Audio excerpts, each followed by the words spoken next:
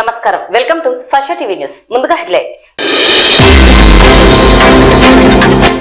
మహిళా కౌలు రైతు లతకు జైవిక్ ఇండియా అవార్డు ప్రదానం. విజయవంతంగా ముగిసిన నంది బాలోత్సవాలు. యువత లక్ష్య సాధనలో నేతాజీ మార్గదర్శకుడని పేర్కొన్న డాక్టర్ కెలివి సహదేవుడు. రాజ్యాంగబద్ధంగా పేదలకు నివసించేందుకు ఇళ్ల స్థలాలు నిర్మాణ వ్యయానికి సంబంధించి నిధులు పెంచాలని NFIW డిమాండ్. పట్టణంలో వైభవంగా హజరత్ హసన్ హుసేన్ మరియు మౌలానా స్వామి పీర్ల జాతరలు. ఫిబ్రవరి 7వ తేదీ హైదరాబాద్ లో నిర్వహించనున్న డప్పు కళాకారుల సభను విజయవంతం చేయాలని పిలుపునిచ్చిన వికలాంగుల హక్కుల పోరాట సమితి. గణతంత్ర దినోత్సవం సందర్భంగా వెక్టాస్ ఆధ్వర్యంలో రక్తదాన శిబిరం.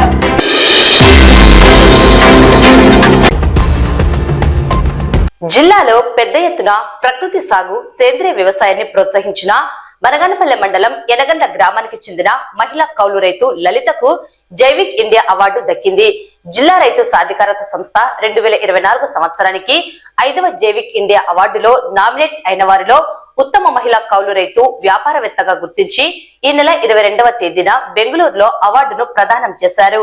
అవార్డుతో పాటు 50,000 రూపాయల నగదు బహుమతిని కూడా అందుకున్నారు.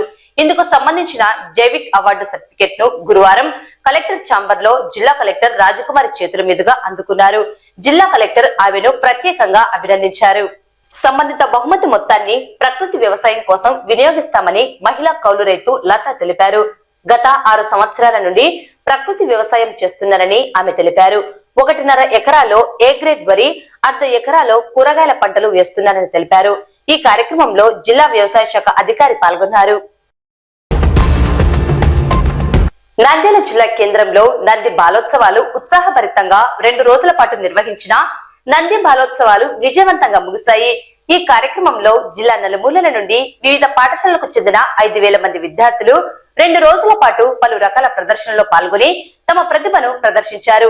2వ రోజు జరిగిన నంది బాలోత్సవాలలో ఫ్యాన్సీ డ్రెస్, క్లాసికల్ డాన్స్, జానపద నృత్యము, దేశభక్తి గీతాలు, జానపద గీతాలు, కోలాటం, మట్టితో బొమ్మల తయారీ, selfie, map, quiz, memory test, Telugu, English లో ఉపన్యాసం, పద్యం, పద్యభావం తదితర కార్యక్రమాలలో విద్యార్థులు పాల్గొని తమ ప్రతిభను కనబరిచారు. ఈ పోటీలలో ప్రథమ, ద్వితీయ, తృతీయ స్థానాల్లో గెలుపొందిన విద్యార్థులకు డిఈఓ జనార్దన్ రెడ్డి, డాక్టర్ క్రాంతి చైతన్య పలువురు చేతుల మీదుగా మొమెంటోలు, ప్రశంసా పత్రాలు అందజేశారు. అనంతరం జిల్లా విద్యాశాఖ అధికారి జనార్దన్ రెడ్డి మాట్లాడుతూ విద్యార్థులకు, ఉపాధ్యాయులకు మార్గదర్శకంగా నంది బాలోత్సవాలు ఉన్నాయని పేర్కొన్నారు. నంద్యాల జిల్లాలో కని విని ఎరుగని రీతిలో నంది బాలోత్సవాలు 2 రోజుల పాటు జరిగాయని, ఎంతో మంది విద్యార్థులు పాల్గొనడం అభినందనీయమన్నారు. జిల్లాకే గర్వ కారణంగా ఉందని, బయట ఉన్న విద్యార్థులు కూడా ఈ కార్యక్రమం ద్వారా ఉత్ప్రేరణ చెంది భవిష్యత్తులో ఎక్కువ మంది విద్యార్థులు పాల్గొనడానికి ఉపయోగపడుతుందన్నారు. ఇలాంటి కార్యక్రమాల్లో తాను కూడా భాగస్వామ్యం కావడం ఎంతో సంతోషంగా ఉందన్నారు. కార్యక్రమంలో నంది బాలోత్సవాల నిర్వాహకులు శంకరయ్య, మౌలాలి, భాస్కర్ రావు, లక్ష్మణ్, ప్రసాద్, గోపాల్, నాయక్, రాజు తదితరులు పాల్గొన్నారు. ఈ నంది బాలోత్సవం ప్రోగ్రామ్ లో మన నంద్యాల జిల్లా నుంచి, టౌన్ నుంచి స్కూల్ పిల్లలంతా ఇక్కడికి వచ్చి కార్యక్రమాలు జరుపుకుంటున్నారు. కాబట్టి ఈ సందర్భంలోనే పిల్లలకంతా రోడ్డు సేఫ్టీ గురించి, అంటే రోడ్లో మనం ప్రయాణం చేసేటప్పుడు ఎటువంటి జాగ్రత్తలు తీసుకోవాలి అని తెలియజేయడానికి మేము ఈ చిన్న కార్యక్రమం కూడా పెట్టుకున్నాము. దీనికి ముఖ్య కారణం ఏమంటే ఈ నెల కూడా మనకు రోడ్డు భద్రత మాసోత్సవం అని చెప్పి ఇండియన్ గవర్నమెంట్ డిక్లేర్ చేసింది. దాని ప్రకారము ప్రతి భారతదేశంలో ఉండే ప్రతి స్టేట్ లో కూడా ఈ మాసోత్సవం, రోడ్డు భద్రతా మాసోత్సవం అని చెప్పి జరుగుతుంటుంది. ఈ ఫిబ్రవరి 16 వరకు ఈ ప్రోగ్రాం ఉంటుంది. ఈ కార్యక్రమంలో భాగంగా ఈ రోజు మేము మిమ్మల్ని ఈ కోరిక కోరి ఇక్కడ కూడా వచ్చిన పిల్లలకి రోడ్డు సేఫ్టీ, భద్రత గురించి చెప్దామని చెప్పి నిర్ణయించుకోవడం జరిగింది. ప్రమాదాల నుంచి వాళ్ళకి సరి అయిన అవగాహన ఉండదు. యుక్త వయసు వచ్చేటాళ్లకు వాళ్ళకి ఆవేశంతో స్పీడ్గా పోవడము, ఎదురుగా వచ్చే వాహనాలను గుర్తించకపోవడము, ప్రమాదాల మీద అవగాహన లేకపోవడము, ఇవన్నీ కారణాల చేత ఈ ప్రమాదాలు జరుగుతాయి. మనము ఒక్క నిమిషము ఓపిక పట్టి ఎదుటి వ్యక్తిని మనము పోనిచ్చేసి వాడు పోయిన తర్వాత మనం పోతే మనకు ఎంతో విలువైన మన ప్రాణాన్ని మనం కాపాడుకోవడం జరుగుతుంటుంది. అంతేకాకుండా ఎదుటి వచ్చే బండిని గుర్తించకుండా మనం కూడా అదే వేగంతో కానీ అదే నిర్లక్ష్యంతో బండి నడిపితే మనకు ప్రమాదం జరుగుతుంది. అలాగే ఎదుటి వ్యక్తికి కూడా ప్రమాదం జరిగే అవకాశం ఉంది. కాబట్టి దయచేసి వాహనాలు నడిపేటప్పుడు తగిన జాగ్రత్తలు తీసుకోవాలని, దాంట్లో 1,72,000 మంది చనిపోవడం జరిగింది. అంటే 1,72,000 మంది ఒక రోడ్డు ప్రమాదంలోనే భారతదేశంలో చనిపోవడం జరిగింది. కాబట్టి దీని మీద ప్రభుత్వాలు ఎంతో అవగాహన ప్రజలలో తీసుకొని రావాలని చెప్పి ఈ రోడ్డు భద్రతా మాసోత్సవం అని చెప్పి పెట్టడం జరిగింది. కాబట్టి దయచేసి మనకు రోడ్డు భద్రత మీద చిన్న వయసు నుంచే అవగాహన ఉండాలి. అంటే మనకు బండి నడపడానికి, మోటార్ సైకిల్ నడపడానికి ఎంత వయసు ఉండాలి, తర్వాత మోటార్ సైకిల్ నడపాలన్నా వాహనాలు నడపాలన్నా మనకు ఏమేమి ప్రికాషన్స్ తీసుకోవాలి, తర్వాత ఏమేమి లైసెన్స్ డాక్యుమెంట్స్ తీసుకోవాలన్న దాని మీద మనకు విద్యార్థి దశ నుంచే పిల్లలకు అవగాహన ఉండాలనే ఒక ఉద్దేశంతో ఈ కార్యక్రమాన్ని ఒక అవకాశంగా తీసుకొని మీకు చెప్పడం జరుగుతా ఉంది. ప్రతి వ్యక్తి ఒక వాహనం నడపాలంటే మినిమం 18 సంవత్సరాల వయసు దాటి ఉండాలి. 18 సంవత్సరాల వయసు దాటి ఉంటేనే మీకు ప్రభుత్వము లైసెన్స్ ఇవ్వడం అనేది జరుగుతూ ఉంటుంది. కాబట్టి ఎవరు కూడా 18 సంవత్సరాలు తక్కువ వయసు ఉన్న వాళ్ళు ఎవరు కూడా వాహనాలు నడపకూడదు. వాళ్ళ తల్లిదండ్రులు కూడా పిల్లలు ఎటువంటి వాహనాలు నడపకుండా తగు జాగ్రత్తలు తీసుకోవాలి. పిల్లలకు బండి ఇచ్చేటప్పుడు మనము ఎంతో జాగ్రత్తగా వాళ్లకు ప్రమాదాల గురించి హెచ్చరించి మనము బయటికి పంపాలి. అంటే పిల్లలకు బండి ఇచ్చేటప్పుడు అంటే 18 ఏళ్ల మైనర్లు అని కాదు, 18 ఏళ్లు దాటిన తర్వాత ఇచ్చిన పిల్లలకు కూడా మనము తగిన జాగ్రత్తలు చెప్పాలి. ముఖ్యంగా బండి నడిపేటప్పుడు కంపల్సరీ ఇప్పుడు మనకు హైకోర్టు కానీ సుప్రీంకోర్టు డైరెక్షన్స్ ప్రకారము మోటార్ సైకిల్ నడిపేటప్పుడు కంపల్సరీ హెల్మెట్ ధరించాలి. హెల్మెట్ తప్పకుండా ధరిస్తే మనకు పొరపాటున ప్రమాదం జరిగినప్పుడు మనకు దెబ్బలు తగలకుండా మన తలకు ఎటువంటి గాయం కాకుండా కాపాడడం అనేది జరుగుతూ ఉంటుంది. స్థానిక రామకృష్ణ అటానమస్ డిగ్రీ కళాశాలలో నేతాజీ సుభాష్ చంద్రబోస్ జయంతి ఉత్సవము ఘనంగా జరిగాయి. ఈ కార్యక్రమానికి నంద్యాల పట్టణ ప్రముఖ వైద్యులు సూరణ సారస్వత సంఘం అధ్యక్షులు డాక్టర్ గిల్వి సహదేవుడు ముఖ్య అతిథిగా హాజరయ్యారు. కార్యక్రమమునకు కళాశాల చైర్మన్ డాక్టర్ రామకృష్ణారెడ్డి అధ్యక్షత వహించారు. కార్యక్రమంలో భాగంగా పెద్దలు సుభాష్ చంద్రబోస్ చిత్రపటానికి పూలమాల, పుష్పాలు సమర్పించారు. ఈ సందర్భంగా వారు మాట్లాడుతూ దేశ స్వాతంత్ర పోరాటంలో ప్రముఖ పాత్ర పోషించిన స్వాతంత్ర సమరయోధులు సుభాష్ చంద్రబోస్ యువత లక్ష్య సాధనలో ఆదర్శనీయుడన్నారు. సింగపూర్ లో జపాన్ వారి సహకారంతో ఏర్పాటు చేసిన ఆజాద్ హింద్ సంస్థను దాదాపు 40,000 సైన్యంతో ఏర్పాటు చేశారని తెలిపారు. అందరి చేత నేతాజీగా పిలువబడ్డాడని పేర్కొన్నారు. సాయుధ పోరాటంతోనే స్వాతంత్రం సిద్ధిస్తుందని బలంగా నమ్మిన వ్యక్తి సుభాష్ చంద్రబోస్ అన్నారు. నేటి యువత, విద్యార్థులు సుభాష్ చంద్రబోస్ వంటి వారిని ఆదర్శంగా తీసుకోవాలని కోరారు. దేశ స్వాతంత్రం కోసం జైలుకు వెళ్లొచ్చిన మహానీయుడు అపారమైన తెలివితేటలతో సివిల్ పరీక్షలలో ఉత్తీర్ణత సాధించి ఉన్నత పదవిని పొందిన, దేశ స్వాతంత్రం కోసం పదవిని తృణప్రాయంగా భావించి త్యాగం చేసిన గొప్ప వ్యక్తి, భారతదేశంలో సైన్యం యొక్క ప్రాధాన్యాన్ని తెలియజేసిన వ్యక్తి నేతాజీ అని కొనియాడారు. ఈ కార్యక్రమంలో కళాశాల ప్రిన్సిపల్ సుబ్బయ్య, అధ్యాపకులు డాక్టర్ లలిత సరస్వతి, కమల్ ఖాన్, ఆండ్రూస్, కళాశాల విద్యార్థులు పాల్గొన్నారు. సుభాష్ చంద్రబోస్ గారి జయంతి సందర్భంగా ఏర్పాటు చేసినటువంటి ఈ కార్యక్రమంలో డాక్టర్ సహదేవుడు గారి పాల్గొని వారు ఉపన్యసించిన వారి ముందుగా ధన్యవాదాలు తెలియజేస్తున్నా. అలాగే ఈ కార్యక్రమాన్ని ఏర్పాటు చేసినటువంటి అధ్యాపకులకు కూడా అభినందనలు తెలియజేస్తున్నా. ఇలాంటి కార్యక్రమాలు జరుపుకోవడం వల్ల విద్యార్థులకి గతంలో స్వాతంత్రం కోసం నాయకులు ఎలా పనిచేశారు, వాళ్ళ త్యాగాలు ఏంటి, భవిష్యత్తులో మళ్ళీ ఎలాంటి పరిస్థితి రాకుండా మనం ఇలాంటి పరిస్థితి నుంచి గట్టెక్కించుకోవడం కోసం మనం ఏం చేయాలి, బాధ్యతగా మనం ఎలా ఉండాలి అన్నటువంటి విషయాన్ని తెలుసుకోవడం కోసం, గుర్తు చేసుకోవడం కోసం ఇలాంటి కార్యక్రమాలు నిర్వహిస్తున్నాం అన్నటువంటి విషయాన్ని కూడా మనం ఇచ్చాం. దేశం కోసం అందరూ త్యాగాలు చేయడం జరిగింది. అయితే కొందరు మాత్రమే చరిత్రలో నిలిచిపోతారు, కొందరు చరిత్రలో కనుమరుగైనటువంటి సందర్భాలు చాలా ఉన్నాయి. దేశ చరిత్రలో పుట్టడంలోకి ఎక్కినటువంటి ఎందరో అమరవీరులు, త్యాగములు చాలా మంది ఉన్నారు.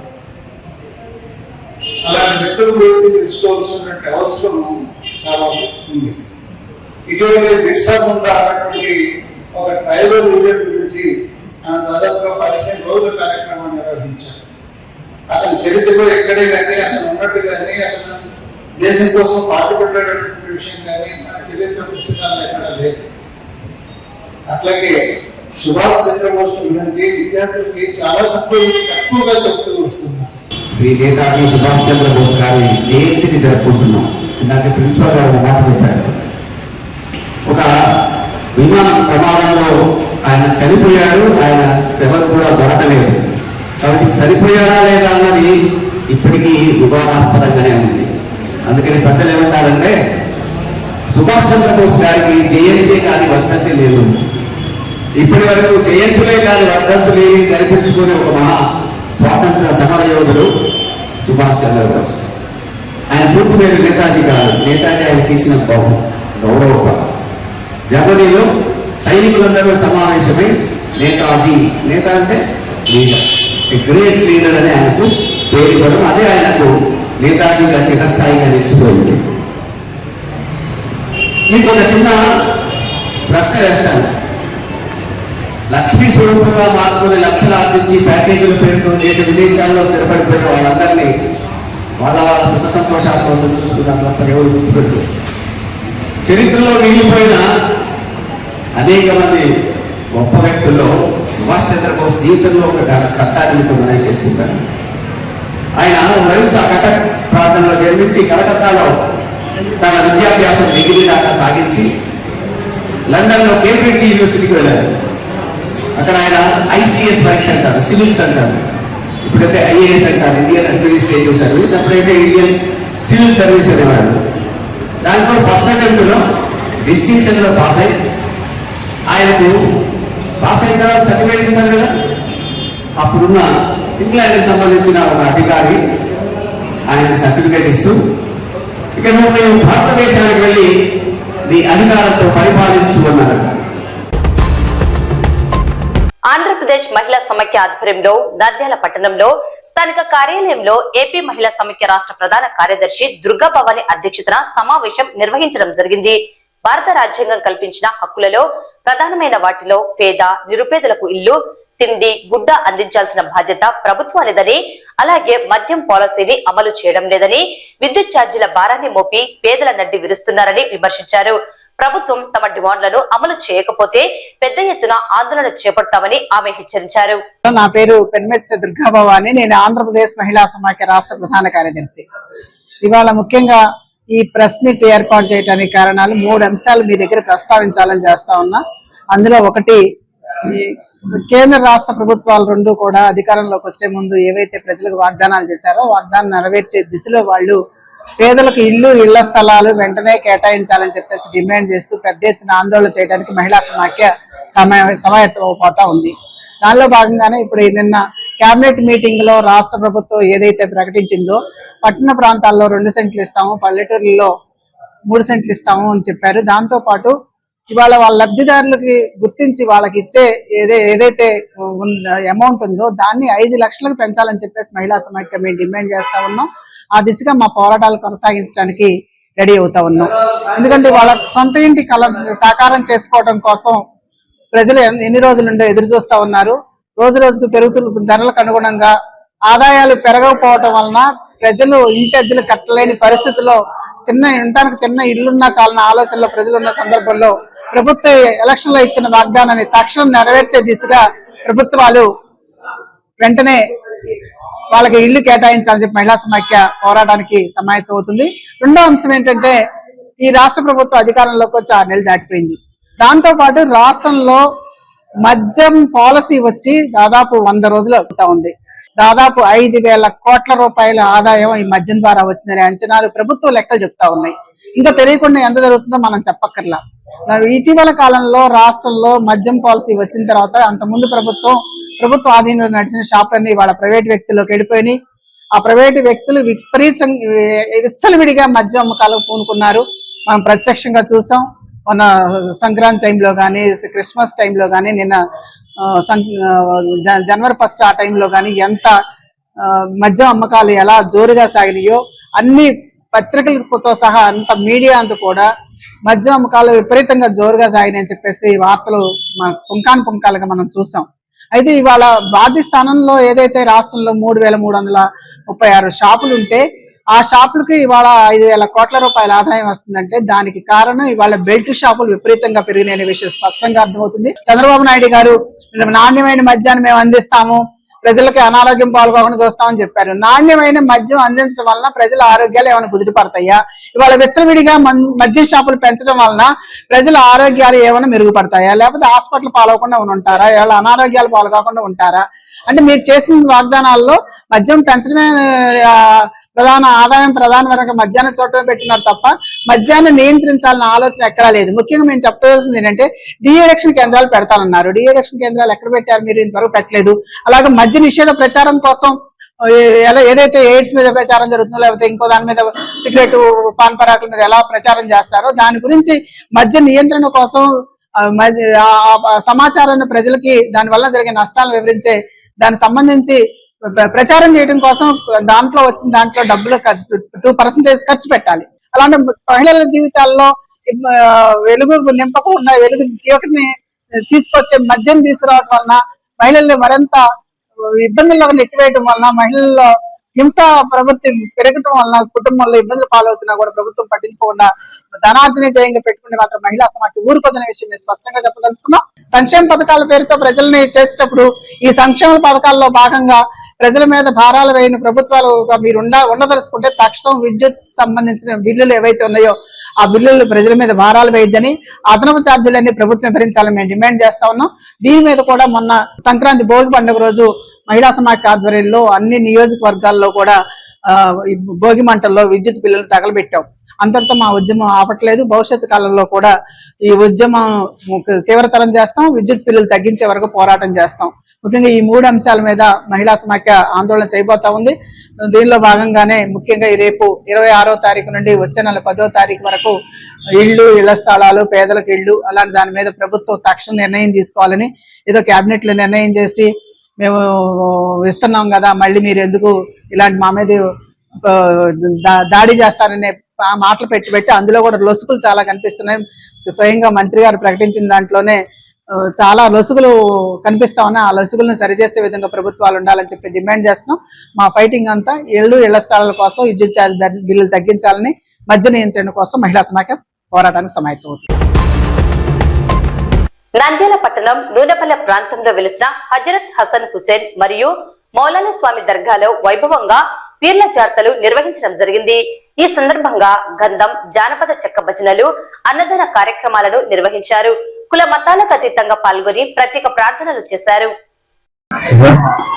ఈరోజు మా నూనెపల్లె ప్రాంతంలోని హసన్ హుసేన్ మరియు మౌలానా స్వామి పీర్ల యొక్క జాతరలు వచ్చేసి ఈరోజు రేపు నిర్ణయించేటట్టుగా ఇక్కడ కమిటీ వాళ్ళు నిర్ణయించడం జరిగింది. దానిలో భాగంగా ఇప్పుడు వచ్చేసి మనకు అతిథులు వస్తుండగానే వారి చేతుల మీదకి వచ్చేసి మన అన్నదాన కార్యక్రమాలు వచ్చేసి ప్రసాదాలు వచ్చేసి ముందుగా ఏర్పాటు చేయడం జరుగుతుంది. తర్వాత సాయంత్రం వచ్చేసి ఇక్కడ నుంచి తిక్కసం వరకు వచ్చేసి గంధంతో పోయి మరి అక్కడి నుంచి వచ్చేసి చెక్క భజనలతో ఆ జెండా అవన్నీ కూడా తీసుకుని రావడం జరుగుతుంది. అలాగే 9 గంటల నుంచి ఇక్కడ జానపద గేయాలకు సంబంధించినటువంటి చెక్క భజన కార్యక్రమము దాదాపు 50 మంది పైగా కళాకారులు వచ్చేసి వారి యొక్క కళా ప్రదర్శన ఇస్తారు. 12 గంటల వరకు ఆ ప్రోగ్రాం జరుగుతుంది.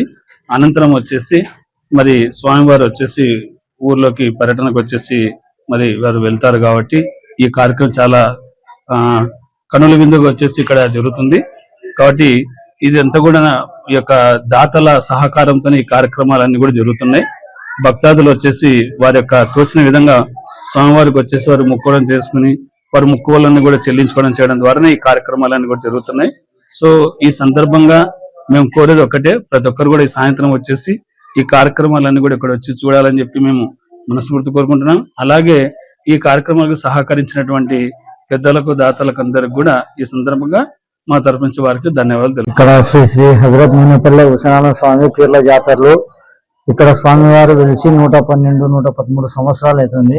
స్వామివారు వెలిసిన సందర్భంగా ఇక్కడ అందరికీ ఊర్లో కానీ కలరా కానీ ఏదో కానీ ప్రాణ సంఘటన కానీ జరిగినా చేసినా స్వామివారు ఇక్కడ ఉండి అందరికీ చేసుకుంటున్నారు. స్వామివారి దీవెన వల్ల ఇక్కడ 112 నుంచి జాతరలు మొహరము ఘనంగా జరుగుతుంది. ఈ సంవత్సరము చెక్క భజన సాయంత్రము పెద్ద జెండా కార్యక్రమం జరుగును. తిక్కస్వామి కాండి పెద్ద జెండా చెక్క భజనతో పెద్ద ఊరేగింపుతో స్వామివారి దగ్గరికి పెద్ద జెండా కార్యక్రమం జరుగును. ఇక్కడ హజరత్ హుసేనాల స్వామి దయ వల్ల అన్నదాన కార్యక్రమము ఇక్కడ నూనెపల్లె ప్రజలకు అందరికీ రైతు సంఘానికి పేరు పేరున ధన్యవాదాలు. అందరూ మాకు పేరు పేరున వాళ్ళకి తోచినంత చందాలు ఇచ్చి స్వామివారికి మాన్యాలు అటువంటివి ఏం లేవు. ఊర్లో వాళ్ళందరూ సహకరించిన దాని వల్లనే స్వామివారికి ఇంత ఘనంగా జరుగుతుంది జాతర.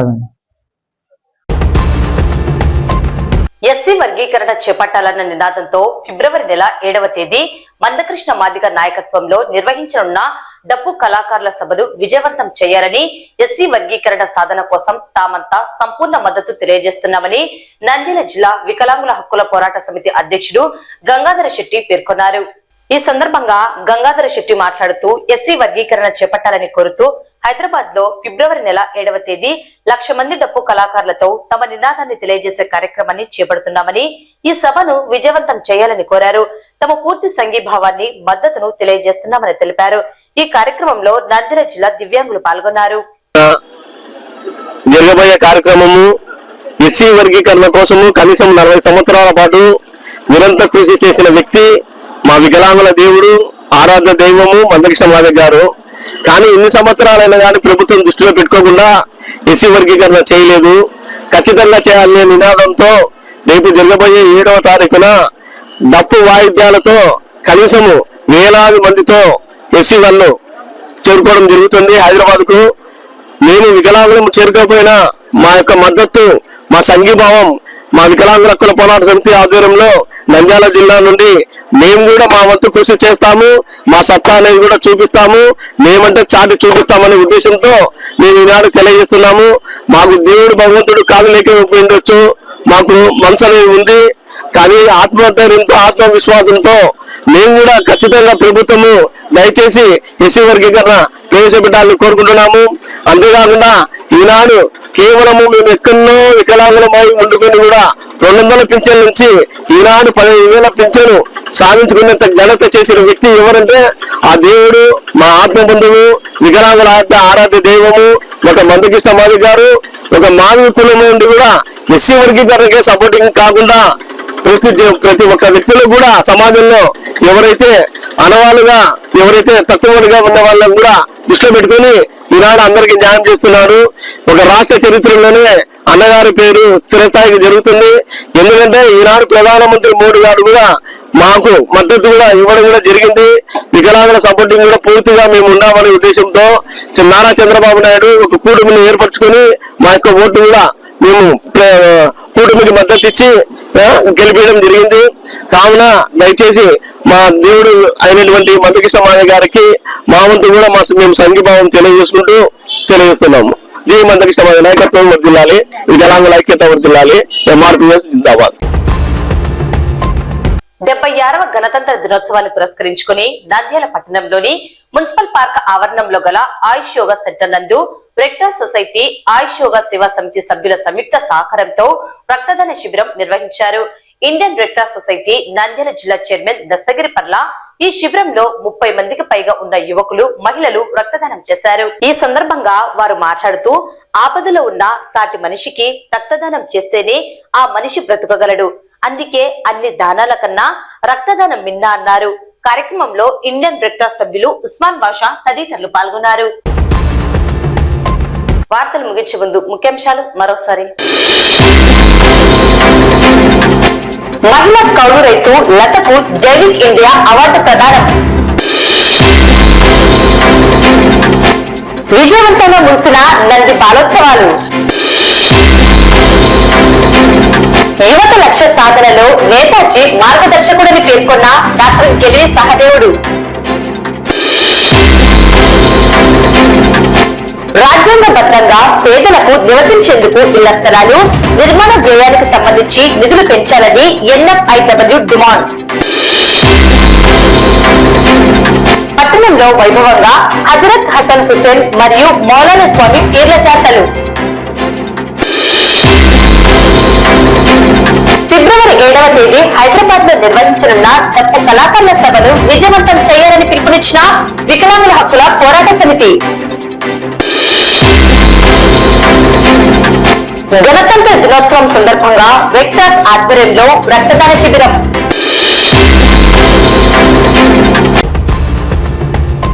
ఈ వార్తలు ఇంతటితో సమాప్తం. నమస్కారం.